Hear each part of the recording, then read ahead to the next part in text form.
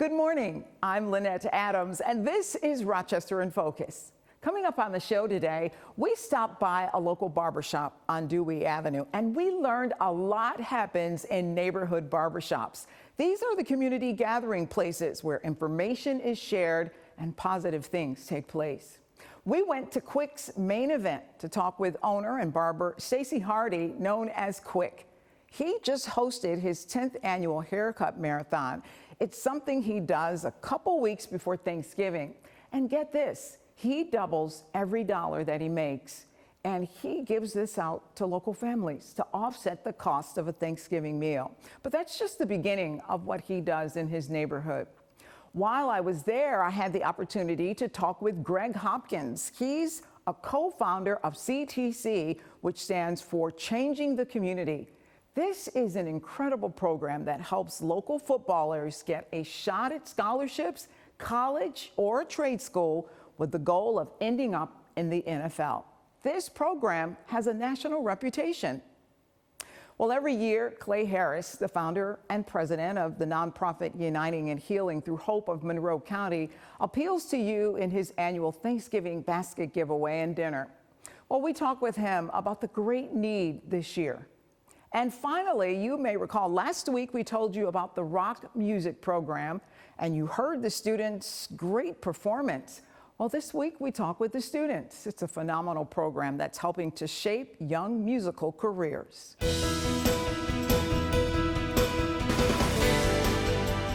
His name is Stacey Hardy, but people in the neighborhood know him as Quick, as in Quick's main event. And there's a reason why. That's because every year and throughout the year, his efforts are to better this community. And it starts right here, cutting hair.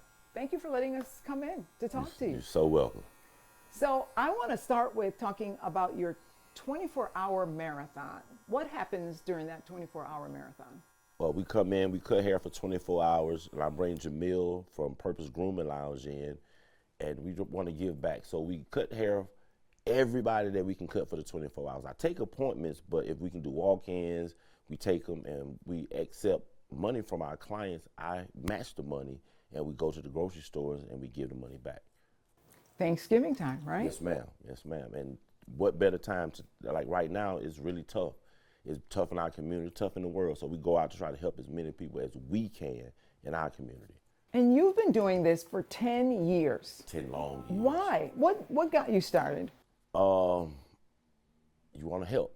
10 years ago, I didn't have family here for Thanksgiving. So we cooked some food and we started giving away to the neighborhood. And as we started giving away to the neighborhood, it was like, man, it's affecting people. We see there are hungry people. So with the pandemic, I couldn't give the food away. So we started going to the stores and paying for people grocery.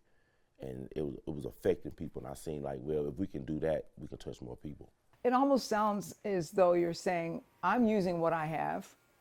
I'm using my skills, my talents to help the community. Almost like it doesn't matter who you are, what you do, there's something you can do to better your community. I think everyone should help everybody. When I go in these stores, I don't pick a race, I don't pick a color. I give money to everybody that's in the store, kids, whole families. It doesn't matter who you are.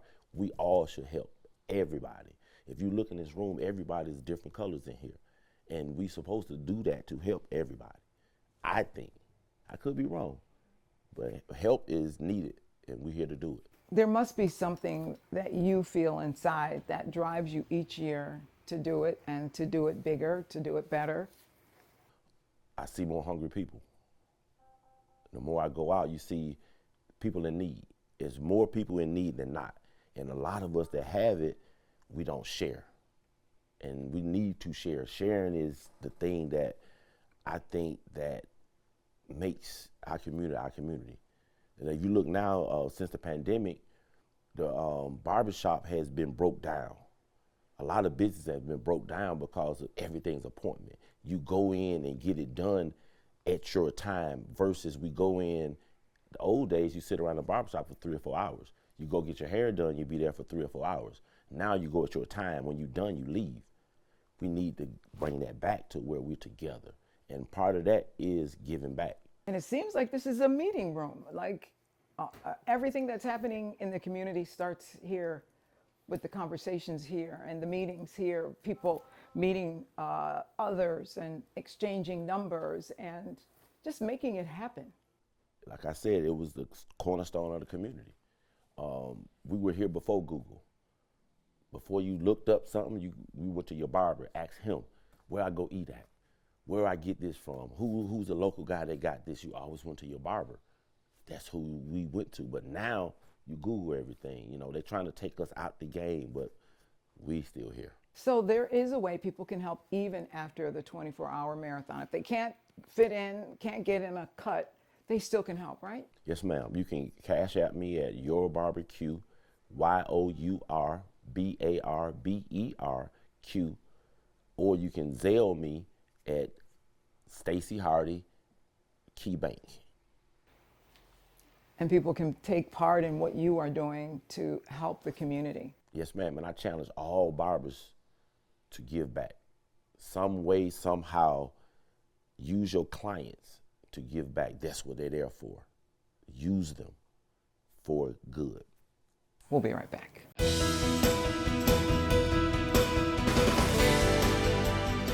You may be surprised by the connections that are made in your neighborhood barbershop, especially Quick's main event. That's how we met Greg Hopkins, who is the founder of CTC. We were talking with Quick, and we learned about this phenomenal program that is helping young people change their lives. Greg, thank you for your willingness to talk with us. What is CTC? Changing the community. We mentor and train student athletes and help them get into college on scholarship. That's in a nutshell what we typically do. Talk about the success that you've had in 16 years. Man, I will say we had, because the community, I wouldn't be where we're at right now without the mentors that helped guide me. And I knew what I wanted to do. I knew what I was looking to do, right? And it was a bunch of friends of mine who we all had a common goal, but we had different ways of looking to get there. And so bringing those different walks of life together from a lot of my friends who we were growing up, we just wanted to, get a scholarship in football. That was a big thing for us. And we worked out. We stayed in touch. We always communicated with each other and trying to find ways of doing that. And me then going to college and finally getting a scholarship, it was like, oh, well, when I'm seeing kids that's on these teams that's on scholarships, I'm like, I got friends back home that's better than them. But it was because of the lack of exposure or whatever that they didn't have the opportunity. And so once I graduated and I realized like the opportunities that was missed, I'm like, and all my friends went to college and they was all conference players, all Americans, and we all trained and worked out together. I'm like, well, what if we give back all this information and knowledge it was that we've built up to learn and give back. And it started just like what you're doing right here. Right. You're getting your hair cut. Yep. Having a conversation. We were just talking about just different things. And barbershop used to obviously be packed, right? And you have different people talking about the sports, about, talk about kids that's playing sports, and you hear that they didn't go anywhere. And it's like, I'm like, how is that possible? I'm coming home from school and I'm like, how is that possible? Like, there's no way that this kid had this many stats, this wrestler, this many touchdowns, he can actually play the game, and there's no opportunity for him to be able to go further in life. That was the conversation that me and my friends had, and we just say, you know what, let's just do it. And now we're here now, and we have like one of the top programs in the country. Like, as far as we have a big name in terms of in the sports world when it comes to changing the community. CTC, our travel, college coaches, knowing the type of product and kids that we have. Talk about what you do with those young people. So what we do with them is a year-round program. Once the season is over, once their football season is over, they come to the program. We do 3 days a week, and then we start ramping up to like 4 days a week. So we do Tuesday, Thursdays, mentorship and training, and then we do Sunday mentorship and training as far as like the 7-on-7 aspect of it.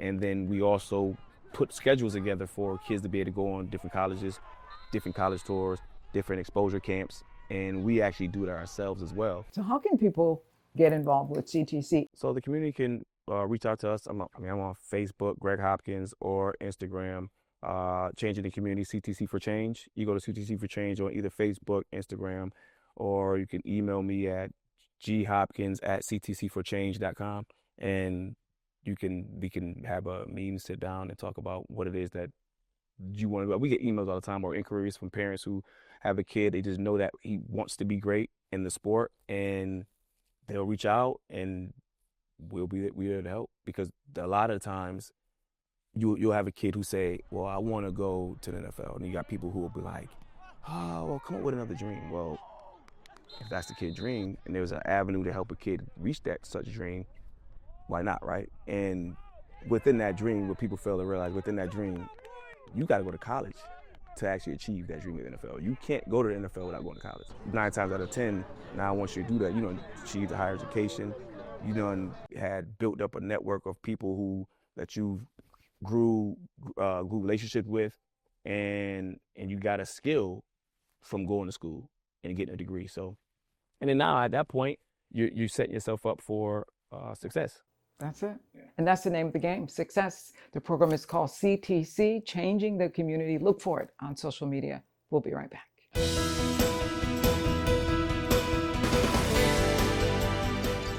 Today I'm talking with Clay Harris. He is midway through his 7th annual Thanksgiving food basket giveaway and dinner. It's something he's been doing every year since before the pandemic.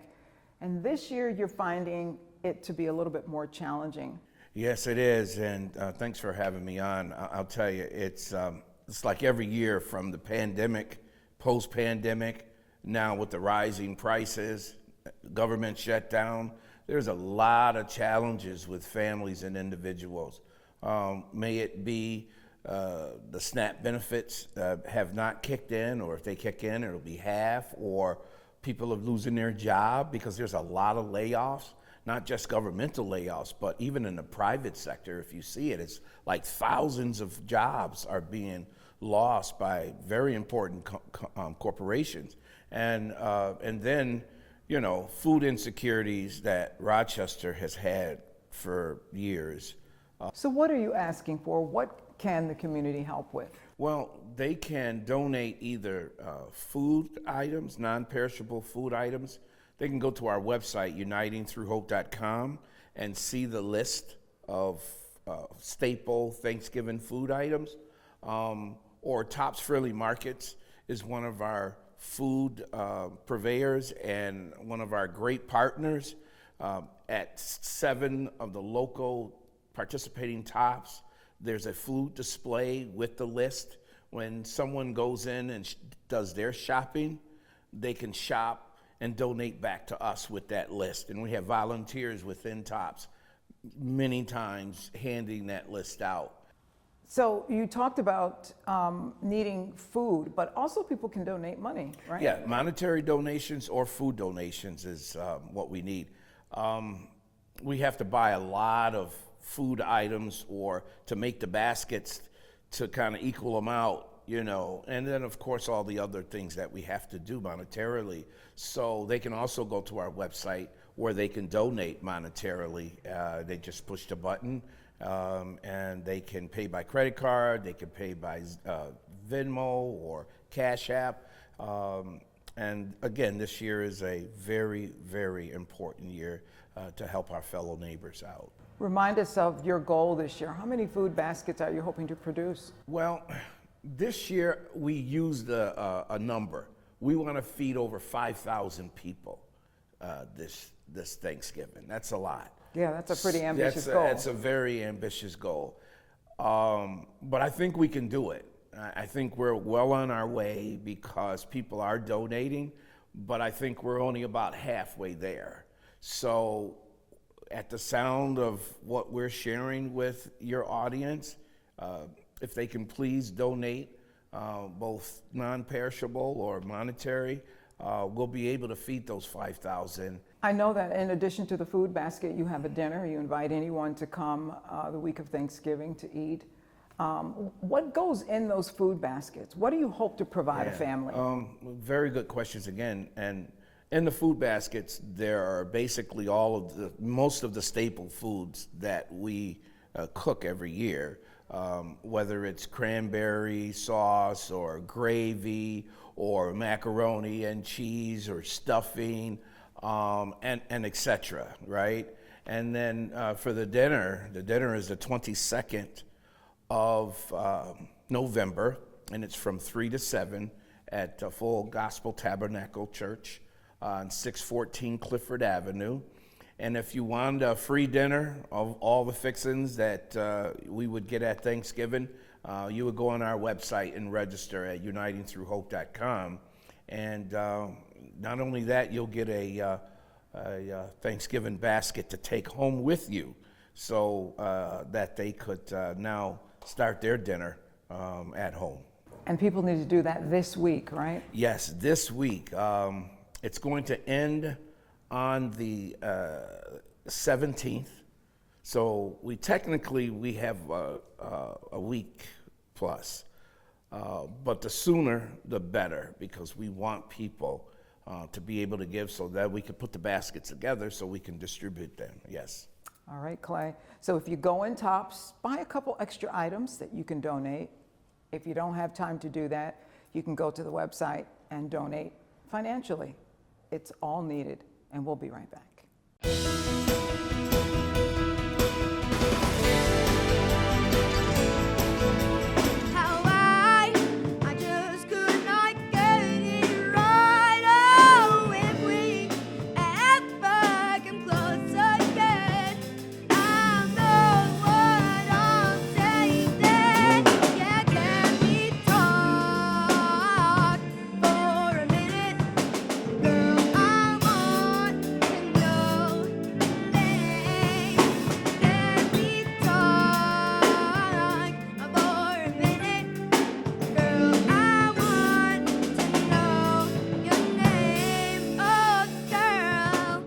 We're listening to the phenomenal sounds of the rock music program. Students who are taking part in this program, and a couple of them are joining us now to talk about this experience. I have Michaela Pulley, who's a 9th grader at SOTA School of the Arts, and Jeremiah Jennerson, who is a 9th grader at Rochester Prep, as well as Rachel Mills, who is the executive and artistic director of the program. What a phenomenal program this is, and you guys played flawlessly. Thank you. How do you feel about being in the rock music program? It felt like I really grown as a musician from it. It helped me gain lots of confidence in my playing skills, in my confidence on stage a lot. It really helped. Yeah. Would you agree with that, Jeremiah? Yeah, being in rock music, I've got to do a whole bunch of stuff that I've never thought I'd be able to do, like going out of town, playing at Blue Cross Arena, things like that, which are experiences that usually, kids my age don't really get to have. And also, you're getting to play with students you may not necessarily play with, right? How does that help your skill? It helps a lot with knowing all the instruments and how they can blend together. Like, we have a violinist in our group, and there's so much about it, which is very cool, seeing all these instruments just play together in such a beautiful way. Rachel, talk about how that group came together. How do you decide who plays with who and who does what? So these students are all part of our to-go band, and as you heard, they're some of our rock music stars, our up-and-coming stars. And so as teachers and administrators, we're listening to students, and we're seeing this student is able to bring this to the table, and it complements the student's abilities very well. And then we'll put them together and coach them as an ensemble, as a group together.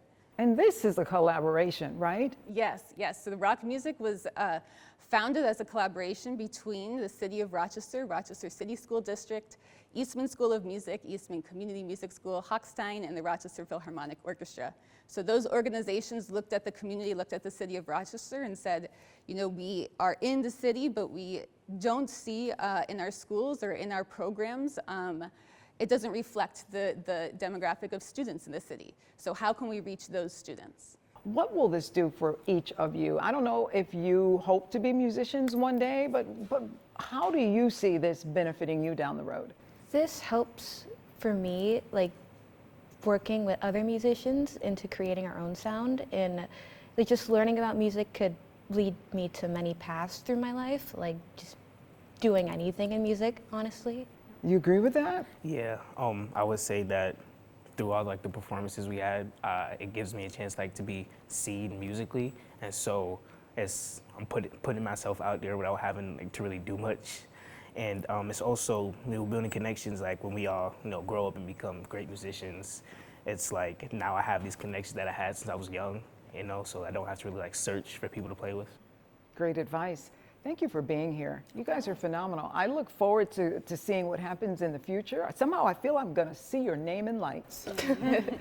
Thank you. And we'll be right back. Oh, please give me just one more chance for love,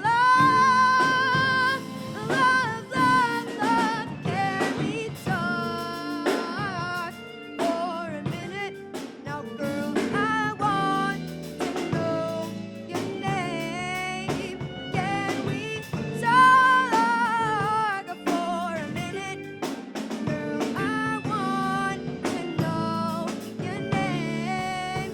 Can we talk for a minute? Girl, I want to know your name. Can we talk for a minute? Girl, I want to know your name.